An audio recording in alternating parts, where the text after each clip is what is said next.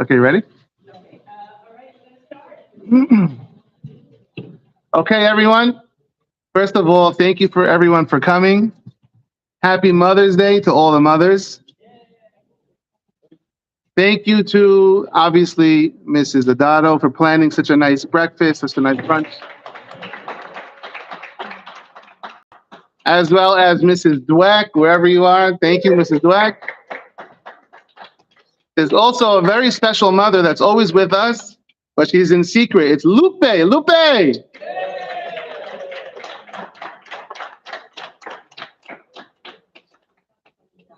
And last but not least, two of the most important mothers in my life that are not here. My own mother, Lupe. No, not Lupe. My own mother. Happy Mother's Day to my own mother. She's back in New Jersey where I grew up. And also my wife. My wife, Raquel, is not here today. She's with the baby. And my oldest. And, as Rabbi Akiva said, what's mine and what's yours is hers. That's what he told the student. Everything I do, if not for my wife, it would be impossible. And so my wife is doing the good work now with my kids. And I really appreciate everything she does to let me be able to share some of the Torah that I read with everyone here. Today's beautiful breakfast is sponsored by Adina Melman. Thank you so much. In memory, Melman. Adina Melman, in memory of her husband, Moshe ben Aryeh. Thank you so much, Adina. And last but not least, Rabbi Adado, special VIP. Thank you for coming. With your permission, Rabbi, we'll get rolling. So this is also going to be our Shavuot class. If you're not here every week or you're not familiar, we study every single week for a couple of years now, at least 9:15 in the morning. And we go through some nice concepts. We try to make it fresh. We try to find something that you never heard before. That's the goal. There's no class next week. And so this is the Mother's Day class, and it's also the Shavuot Shi'ud. We'll try to lump it all together. And so let us get started with a very well-known story that I'm sure almost everyone already knows, but it's okay because we're going to start from the bottom, and then we'll increase as we go and share more information. So let's start with the story, the famous story of David and Goliath, David and Goliath. And so I have here the art scroll. I'm going to read you some of it in English. These are the art scroll's words, okay? And so now, just to set the stage, Shaul is the king. Shaul HaMelech was the first Jewish king, and the Pilishtim are the non-Jews, the enemies at the time. They're challenging them. They're fighting with them. They're going to battle with them. And comes this guy, says the Pasuk in Shemuel, comes this guy, Vayetze ish habenaim mimachanot Pilishtim. In English, it says, the art scroll English says, a champion went forth from the Pilishtim camp, whose name was Goliath. His height was 6 cubits and 1 span. He was a giant. Goliath was a giant. He had a copper helmet on his head, and he was wearing armor of mail. The weight of the armor was 5,000 copper shekel. And he had a copper shield on his legs and a copper neck guard between his shoulders. This guy was, when I used to watch movies, the gladiator. This is like the ultimate gladiator. Goliath was a giant. He was huge. He was strong. The blade of his spear weighed 600 iron shekels. It says in the bottom, his armor weighed 250 pounds. And the blade of his spear weighed 30 pounds. You're talking about the warrior of the world, Goliath. And Goliath, and he's threatening the Jewish people, and King Shaul is petrified. What does he say? Let's continue in the English. He stood and called out to the battalions of Israel and said to them, why are you going forth to wage war with the Pilishtim? Am I not the Pilishtim that you want? And you're the servants of Shaul. I'm the best guy on my side. Who's the best guy on your side? Choose yourselves a man. Let him come down to me. We'll have a one-on-one. If he can fight me and kill me, we will all be slaves to you. If I defeat him and kill him, you will all be slaves to us. Give me a man and we will fight together. So Goliath challenges the Jews. Let's not waste time. Army versus army. Let's just do one versus one. My best, your best. My best is me. Your best, who you got? Who's the tallest Jew we got? Definitely not Sephardic, that's for sure. The tallest Jew versus me. Whoever wins, wins the whole fight. What do you think? Shaul and all of Israel heard these words, and they were terrified and greatly afraid. I'm skipping a little bit of ahead. The Philistine, Goliath, would approach the Israeli camp early morning and evening. Every morning and every evening, he would come out and start yelling at them. He presented himself for 40 days straight. Imagine the terror. This giant of a man yelling at them, come on, give me your best guy. 40 days straight, every morning and every evening. The Gemara says he did it during prayer times. We're all trying to pray, and here's this guy yelling at us. Come on, every day for 40 days straight. They were so scared of him, they couldn't accept the offer. They had no one who wanted to fight him. As we know, who would come to save the day? David HaMelech. David HaMelech, his father sent him to go give some provisions to his brothers. His brothers were in the military. David is just a little guy watching the sheep. And so the father says to David, thanks. His father says, David, take this stuff, please, take this food, go give it to your brothers in the camp and tell me how they're doing. Shaul HaMelech, as we know, a lot of us, I'm sure most of us know, Shaul HaMelech, he offered a reward.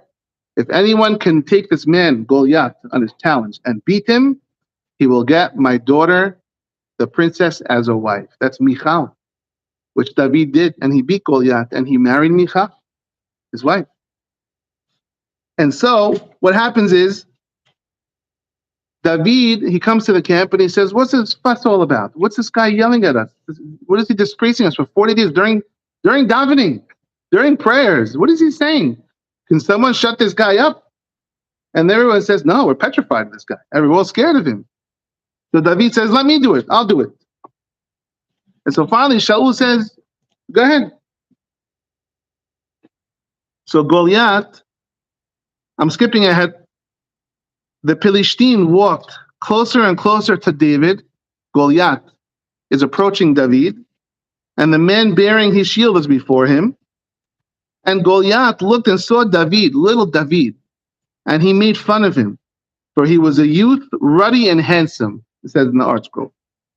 And Goliath said to David, Hakelev anochi, what am I, a dog? Because David came with his slingshot. David comes with a little slingshot. Hakelev anochi, what am I, a dog? You're coming with me with a stick? What do you think I am, a dog? I'm a mighty warrior. Where's your sword? And as we know, David takes the slingshot, zoom, right the guy's eye. He falls down, he dies. David HaMelech defeats Goliath. Overnight, he is the most popular guy in Am Yisrael. And this is what caused the whole rift between David and Shaul. He was so popular, he became more popular than Shaul the king. Okay. Now, I'm sure a lot of you know why I'm starting with this story, with David and Goliath.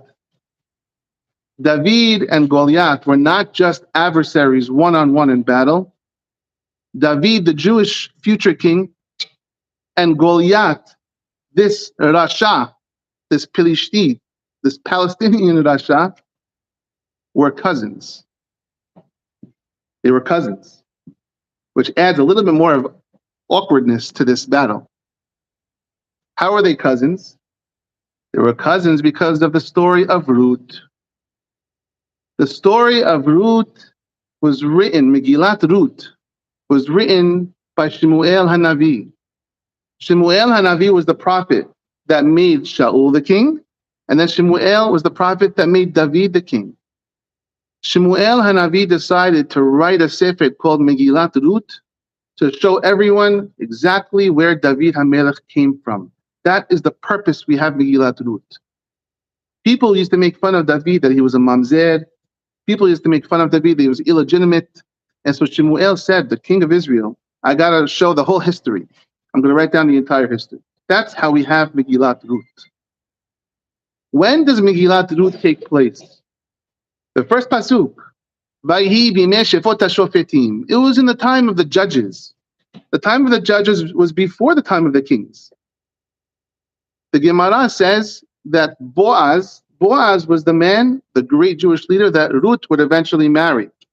Boaz was a contemporary of Manoah, the father of Shimshon. And so we know the story of Ruth happens around the time of Shimshon. And so that gives us a timing of the setting of the story. Shimshon and all the judges were before the kings. First came Yehoshua, then came Shofetim, the judges, and then came Shemuel with all the kings. Okay. And so we have the setting of the story. It was in the days of the judges, and there was a famine in the land. A man went out from Bethlehem. His name was Elimelech. Him and his kids, and his wife Naomi, and his two kids. Elimelech was one of the greatest people we had. He was a gadol. He was a great rabbi. He was also extremely wealthy. Because of the famine in the land, Elimelech decided to leave Israel and go out to the fields of Moab. Now, we know the ending of the story. The ending of the story is his daughter-in-law, his sons, they married girls from Moab. And Ruth was one of them, and Orpah was the other one. Ruth eventually converted, or was converted before converted again, it's a question. And Ruth became the great-grandmother of David HaMelech. And so Hashem sent a famine. There was a famine in the land. Well, why was there a famine? Everything Hashem does is for a specific reason. The same reason why Hashem sent a famine to Abraham Avinu, because Hashem wanted him to move. And the same reason why Hashem sent a famine, Ra'av, to Yaakov Avinu, because he said, guys, go to Egypt and buy food.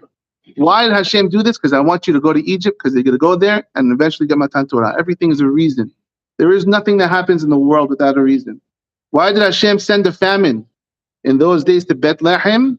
Because Hashem wanted Elimelech to pick up and move to Moab so he can go discover this diamond called Ruth. How do I make you get Ruth? You got to go out of Israel and find her.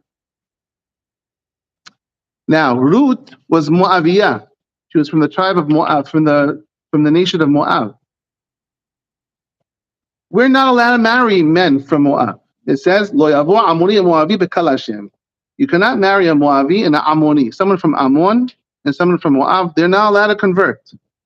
But as we know, only the men cannot convert. The women are allowed to convert. Why? The Pasuk says straight out, because when we were thirsty and hungry traveling through the desert, and we wanted food, we approached Moab and Ammon, and we said, hey, can we have some food? We'll pay for the food. They said, no, we're not selling you food, not selling you water. Starve. Someone that doesn't have rahmanut, basic human decency, mercy, is not a candidate to be Jewish. We're supposed to be rahmanim b'nei rahmanim. We're supposed to be merciful. And so because of that, Hashem says you cannot marry a man from Moab. What about the women from Moab? Ruth was probably, it looks like from the Gemara, the first woman from Moab that converted. And was a big deal. Was she allowed to convert or not? And this is one of the things that people made fun of David HaMelech for his entire life.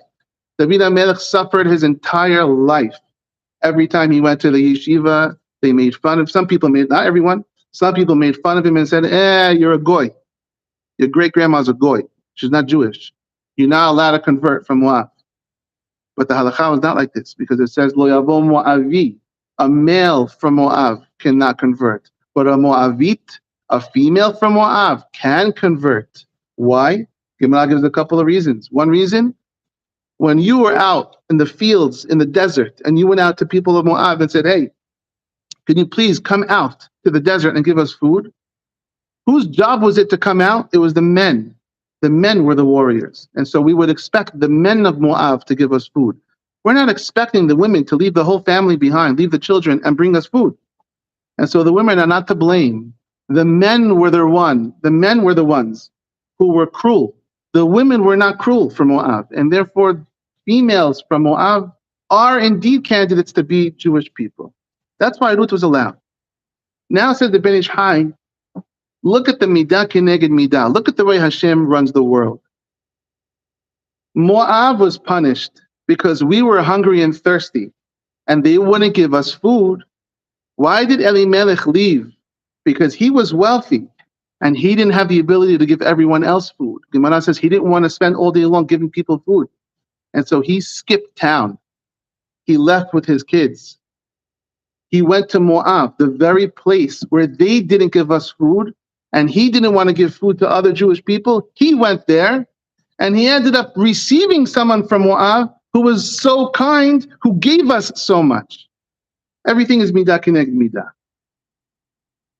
Ruth and Orpah are the two Moabi women who married these sons of Elimelech. The sons die. Elimelech, the father, dies. Now we have left Naomi, the mother-in-law, Ruth, Orpah, three ladies. They lost all their money. It was a failed venture leaving Israel. They lost all their money. They had no children. All the men are gone. No one's working. They're poor as can be. They're dirt poor. Naomi decides to come home.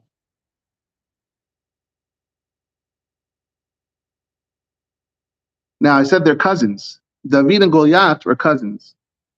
David would end up coming from Ruth. Goliath would end up coming from Orpah. Ever wonder to yourself, how did Goliath get so huge and strong? You just take it for granted. There was a giant. How? When's the last time you saw a giant? Okay. Midrash tells us, it says they were walking back from the fields of Moab to Israel. Midrash says when it says they were walking, it means they were walking barefoot. They didn't even have money for shoes. They left millionaires. Most prominent family from Shevet Yehudah. They returned paupers. Three ladies, Ruth, beautiful women, poor. Anyone can take advantage of them if they want. They have a long journey home.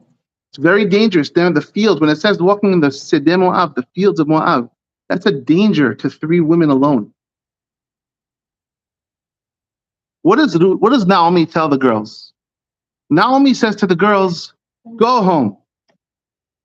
Don't come with me. Let me return to Israel alone. Why did she say this to them? She wasn't being mean to them.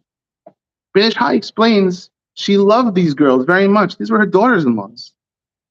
She was saying to the girls, we're going to return to Israel, to Shevet Yehudah, the princes of the Jews. Barefoot, dirty, dirt poor, all three of us widows. All three of our husbands died. Are they going to accept us?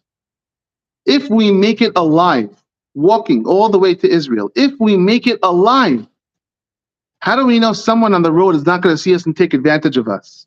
And then when we get there, what are you going to do? You're going to find some nice boy to marry? They're going to ask you, who are you? Oh, I'm from Moab. First of all, not Jewish. Second of all, I'm dirt poor. Third of all, I was violated on the way here by Minan. And fourth of all, my husband died.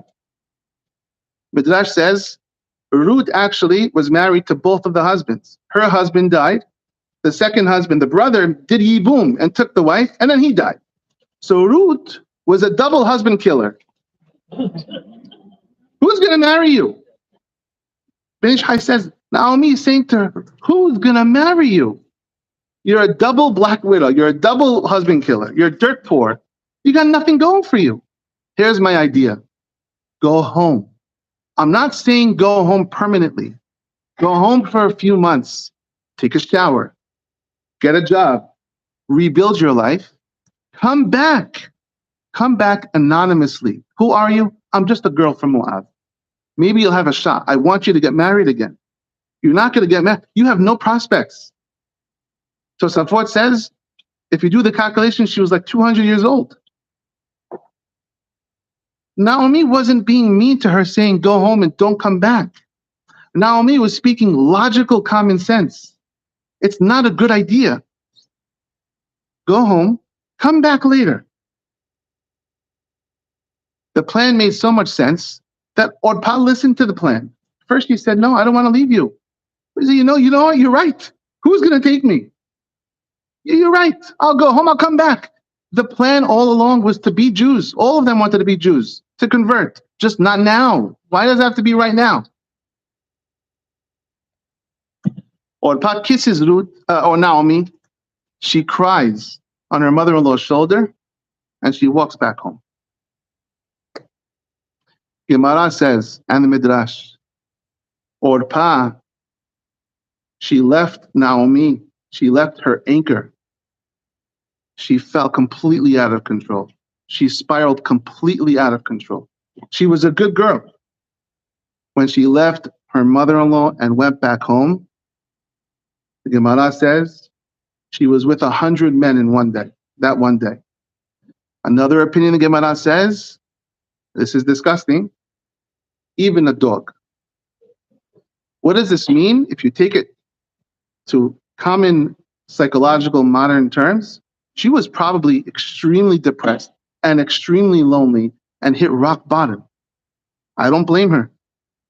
Everything she had, she lost. She left her life behind. She lost her future life. She's all alone, barefoot, walking back to Moab. She gave it all up. She gave both of her life. She had no life. Do you blame her? But she cried. Pasuk says she cried on her mother-in-law's shoulder. Gemara says she cried 4 tears.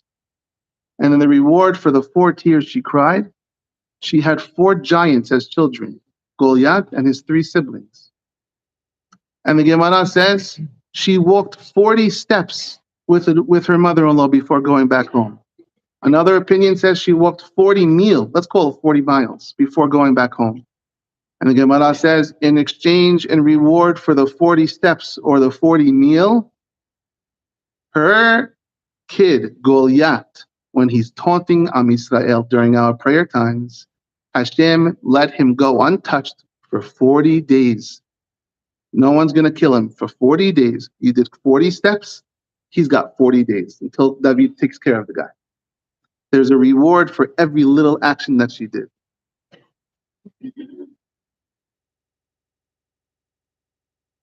Ruth, on the other hand, she has this common sense advice of her mother-in-law, and she doesn't take it. Ruth is what you would call reckless in these days. If anyone in our family said, I made a decision, I'm going to Israel, I'm studying all day long, I'm dedicating my life to Hashem. Great. When's your flight? Not taking a flight, taking a rowboat. I'm going right now. What about the whales? What about the currents? I don't care. How are you going to get there? I don't care. When you get there, where's the baggage? Who's going to take you when you get there? You have a plan? No plan. How old are you? 200. Reckless. Ruth did something that was completely reckless. She said, I don't care. Wherever you go, I'm going. If that means I have no husband, I have no husband.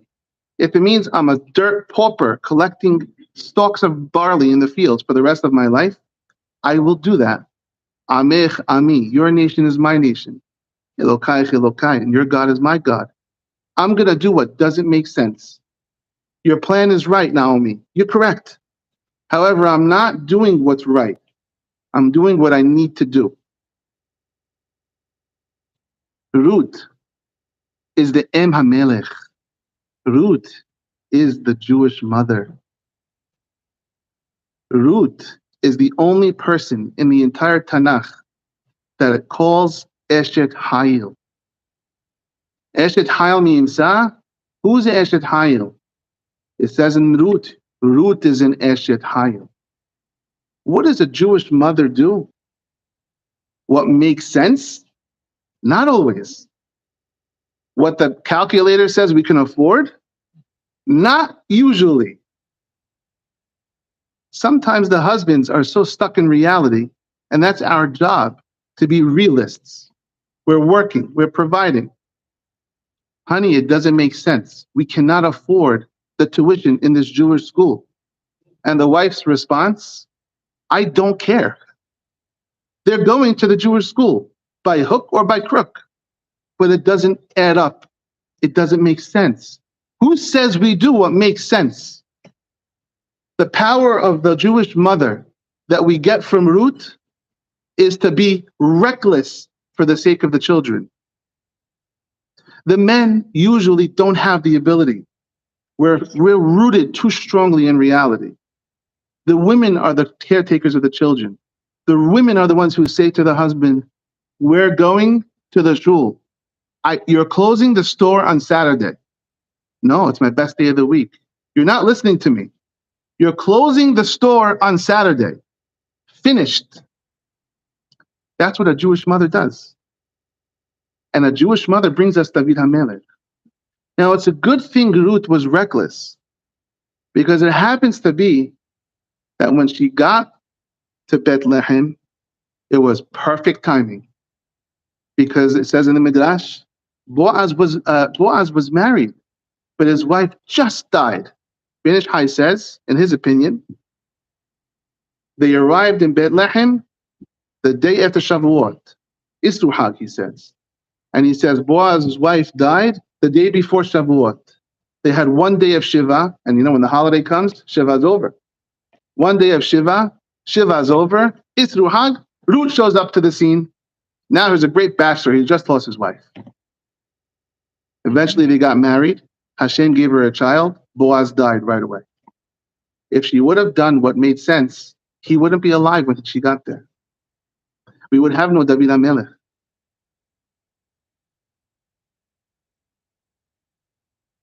Ruth is actually praised for being aggressive. Ruth is praised for being ambitious. Ruth is praised for not being the classic modest stay in the home. Where later on when they get married, when Boaz decides to take Ruth, he goes to the Beit Din. He takes possession of Ruth, of the estate, and he says, I'm marrying this girl. And all the people give him a beracha. What's the beracha they say? All the nation and the Zikanim say to this brand new couple, Iten Hashem et ha'isha ba'a betecha. Boaz, this woman, Ruth, that's coming to your house, Hashem should make her kerachel uchleah, like Rachel and like Leah. And the next pasuk, Vihi betecha kebet Peretz. Your house should be like Peretz. Peretz was the son of Yehuda and Tamar. Asher yaledah Tamar liYehuda. That Tamar birthed to Yehuda. Tamar was Yehuda's daughter-in-law. You know the story from the Parashat Bereshit. Tamar was Yehuda's daughter-in-law, and she wanted to marry his other son when her husband died. Yehuda promised her she could marry the other son when he got older. The kid got older. He didn't give her the son. Why? Tamar was a husband killer. She killed 2 husbands, just like Ruth. And so Yehuda says, no shot. You're not getting another kid. When he broke his end of the deal, she stood in the middle of the road, made believe she was someone else, and coaxed Yehuda in to be with her. And from Tamar and Yehuda, from the daughter-in-law and Yehuda, those days, don't do that these days, but in those days, from Tamar and Yehuda, we had Peretz. And Peretz was the great-great-grandfather of David HaMelech, Mashiach, Yishai, David's father. And so David's father comes from Peretz, from Tamar. And David's mother comes from Lot, the daughters of Lot. The blessing they gave Ruth is not that she should be like Sarah. When we bless the kids, and we say, no, that was not their blessing. Their blessing was they should be like Rachel veLeah. Rachel, not ve, uLeah, it says, uchleah. Rachel and Leah and Tamar. Says the Ben Ish Chai, why these 3? Why not anybody else? Why are you skipping the Sarah? And why Tamar? Says the Ben Ish Chai, these 3 women in particular were aggressive women who did the not prescribed thing, what you wouldn't usually expect from a kosher girl. Leah went out. Leah went out. She went out to greet Yaakov. She didn't wait for him to come home. She went out and said, hey, Yaakov, you're with me tonight. We're having a baby. She went out. She was aggressive for the sake of the kids. She wanted to build Am Yisrael. But Rachel saw she couldn't have children. She goes to Yaakov, give me children. How about Libanim? No, let's go. She's asking for it. Not usually what you depict from the Rebbetzin. And Tamar puts on this garment and goes in the streets, in the public street, coaxing Yehuda to be with her. Very aggressive. However, all three women did this l'shem shamayim. They did this because they felt it is not the time to do the safe thing. It's the time to do the ambitious, spontaneous thing. It is time to do what doesn't make sense. And therefore, if you take the name Ruth, Resh Vav Taf, Rachel Ve'Leah Tamar, these three women, they say Ruth should be like Rachel, Ve'Leah, and Tamar, just like in the Beracha. We know the famous gematria of Ruth, right? Ruth is 606. 606 plus the 7 mitzvot of Noah that she had already. 606 more, 613. Ruth. Ruth actually was barren. She was not able to have children, says the Ben Ish Chai. Why? Now, this is not a hard and fast rule, so take this with a grain of salt. Ben Ish Chai says it's very healthy for a female to have in her name the letter He, or Hey, in her name.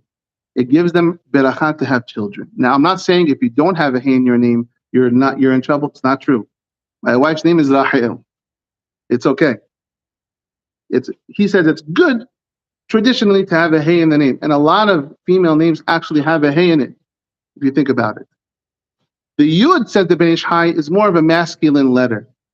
Sarah, when she was Sarai, couldn't have children because she had that Yod in her name until it was traded for the Hey. When she got the Hey and became Sarah, then she was able to have children.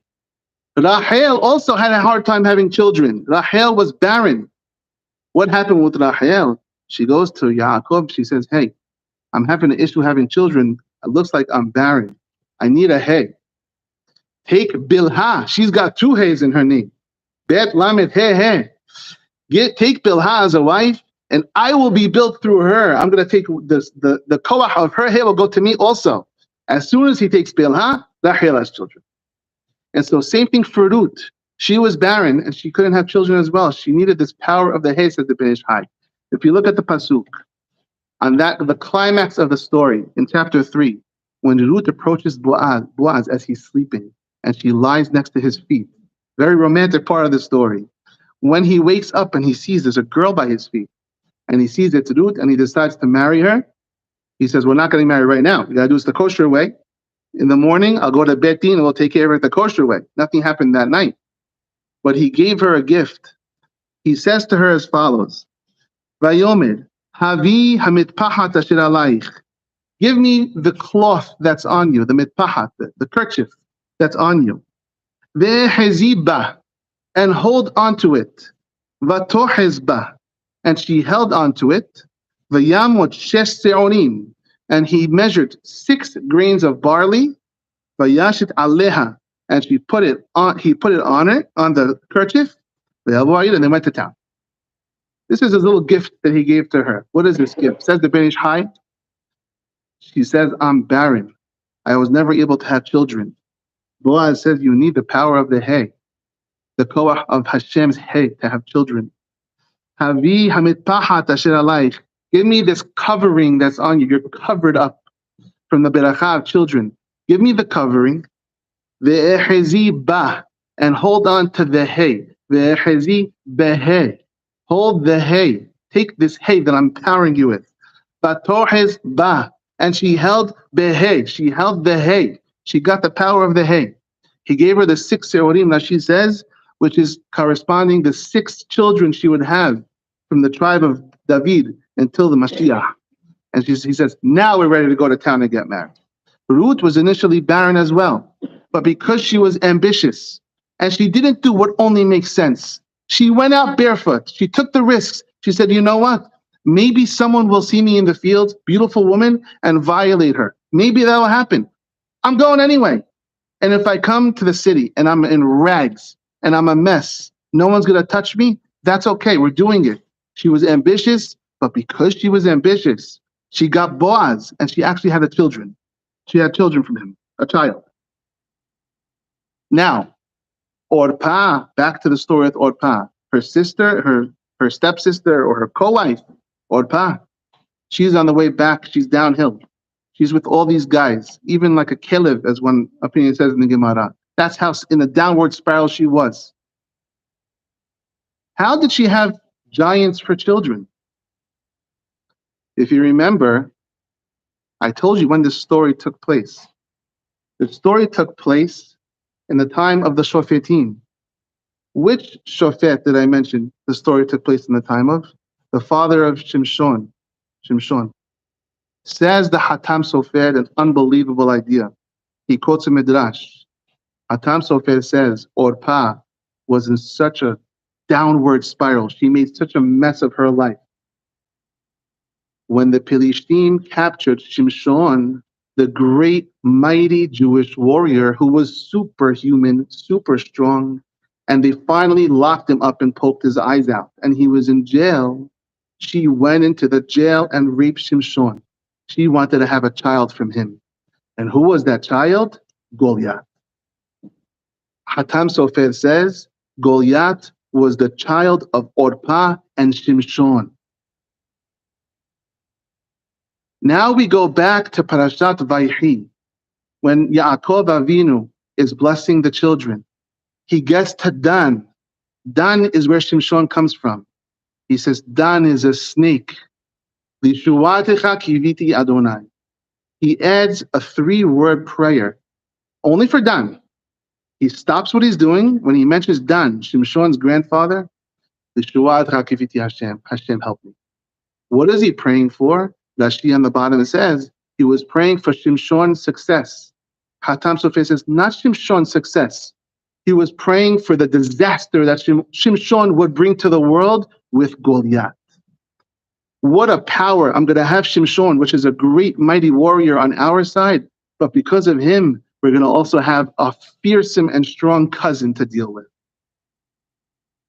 Now, we said that Orpah was rewarded for the 4 tears. She was rewarded with 4 giants as children. For the 40 steps, she was rewarded that Goliath made fun of us and harassed us for 40 days. That's a reward? The answer is yes, because just like Ruth was the formula to bring Mashiach, so too was Orpah the formula to bring Mashiach. Even if you're the bad guy in the movie script, but if you're the bad guy that causes the good guy to come, you're helping bring the good guy. Orpah, if not for Orpah, if not for Goliath, we would have no David. We needed a formidable champion, as the words of the Navi. We needed a champion to stand up and say, who's going to test me? Otherwise, who would have discovered David? David would still be with the sheep. And so Orpah was also part of the plan to bring Mashiach. And so if we read again the opening chapter of Megillat Ruth, this critical moment where this woman, Naomi, this broken woman, with her 2 daughter-in-laws, one decides to go back home, one decides to go with. These 2 women are going to put together, going to produce David HaMelech and Mashiach. One of them is going to do it the kosher way, and one of them is going to do it the not kosher way. They're both part of the plan.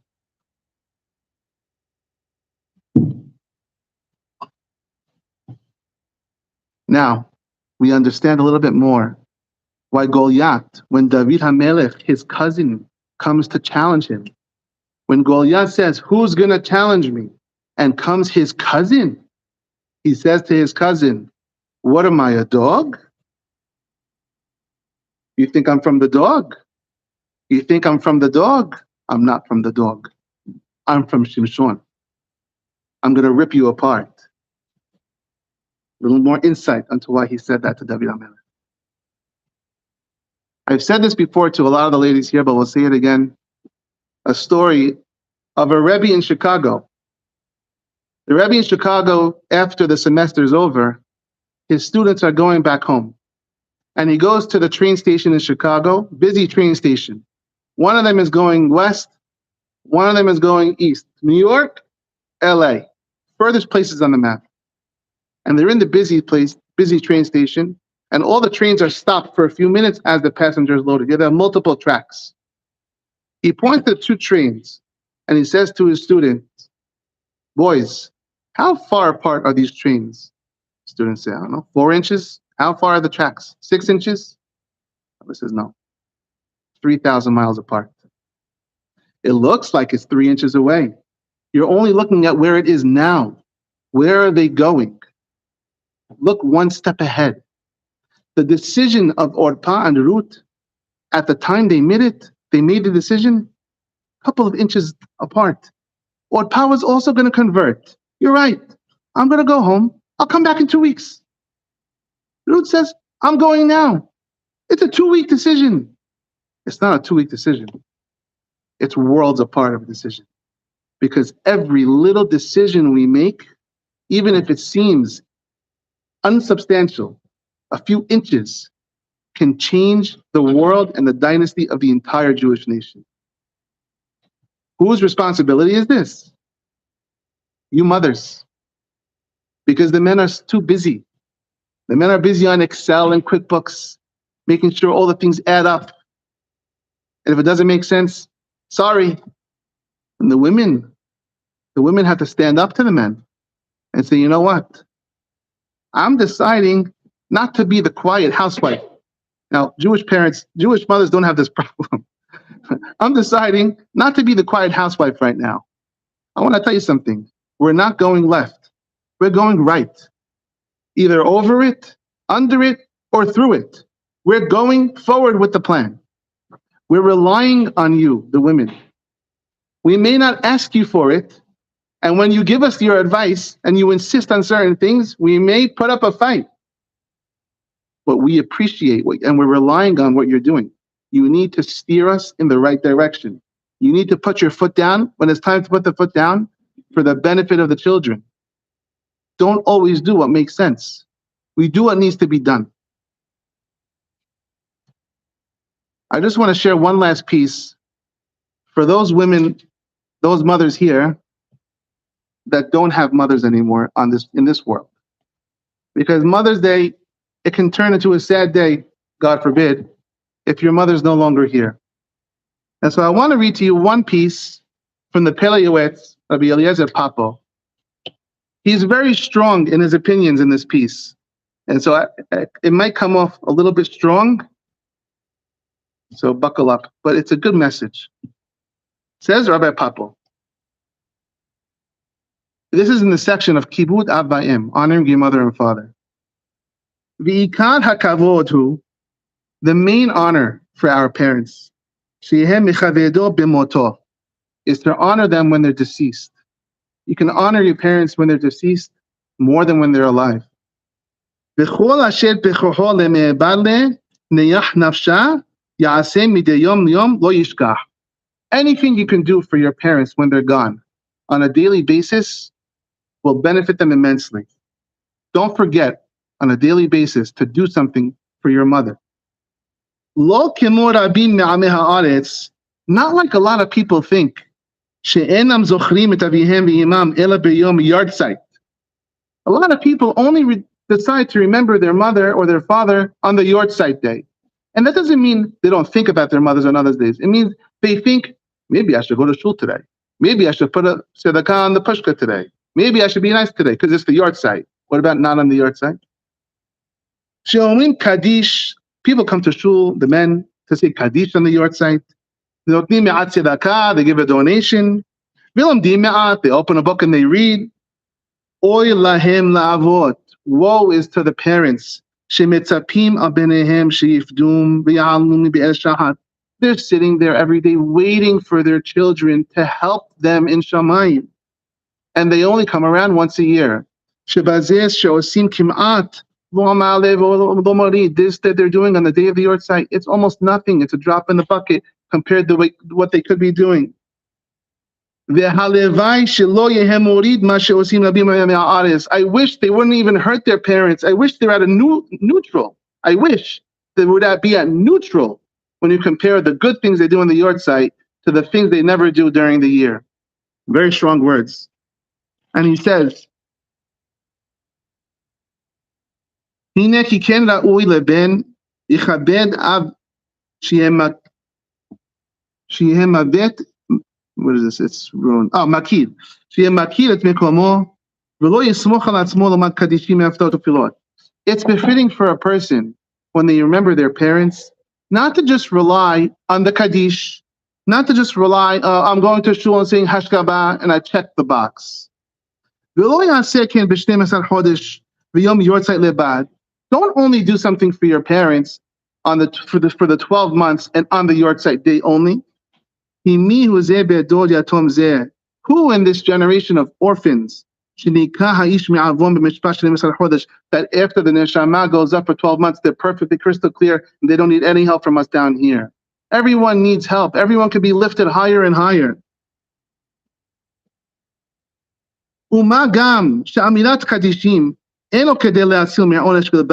Kaddish is not only to help someone from punishment. Kaddish lifts up a soul. So make sure it's being said frequently for someone.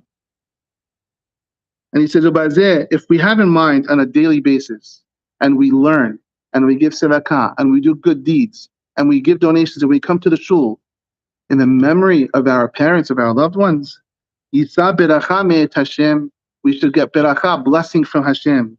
U'menefesh horav, and also the soul of the parents will also be blessed. And so the Peleoed says, maybe your mother's not here now. You can actually do more for her than your daughters, your sons can do for you. You make a beracha, just say it in her name. When you do a mitzvah or you do a tzedakah, just do it in their name. And most of all, what any parent wants more than anything is the children get along. If you have an opportunity to get upset about something that happens or someone says something and you decide to keep your mouth shut, do it for the sake of your parents. They will have such nahat in Shamayim, and you'll elevate their soul higher and higher. If we do this, and we emulate our mothers, just like our mothers can be tough cookies if they wanted to be, so too the women here, we need you to be tough cookies. Lay down the law. Make sure the men do not only what makes sense, what's good for the family. If you do this, you women, you will continue to bring Mashiach, just like our grandmother Ruth. Thank you everyone for coming. So nice to see you all.